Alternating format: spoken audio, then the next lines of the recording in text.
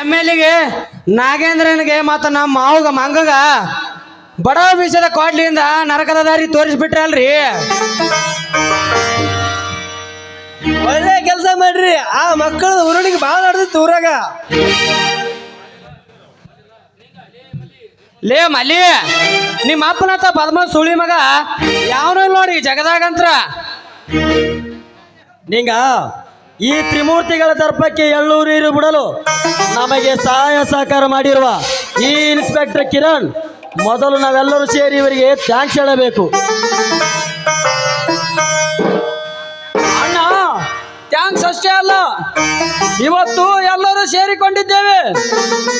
ರೈತನ ತುತ್ತು ರೈತನ ಬಾಯಿಗೆ ಬರುವಂತೆ ಮಾಡಿದ ಆ ಕಿರಣ ಸಾಹೇಬರಿಗೆ ಸನ್ಮಾನದ ಕಾರ್ಯಕ್ರಮ ಇಟ್ಟುಕೊಳ್ಳೋಣ ಅಣ್ಣ.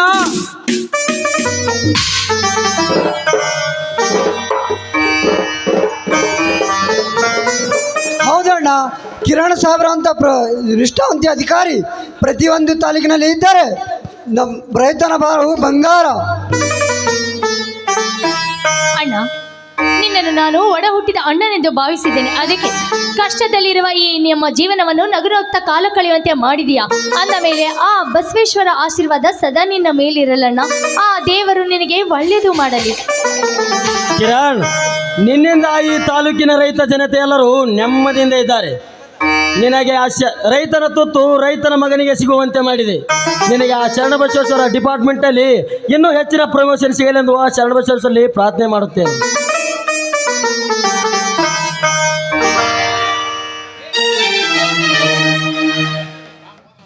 ರಾಮು, ಅದು ನನ್ನ ಕರ್ತವ್ಯ.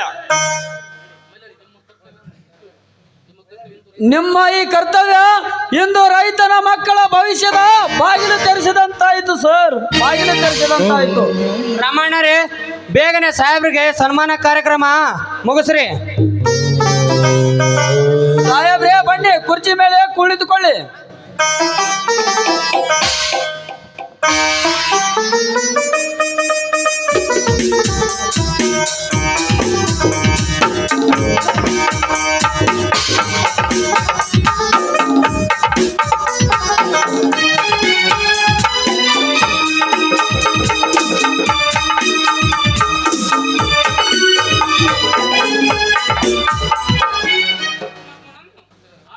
ಎಲ್ಲ ಶರಣಬಸವೇಶ್ವರನ ಆಟ ಭಿನ್ನ.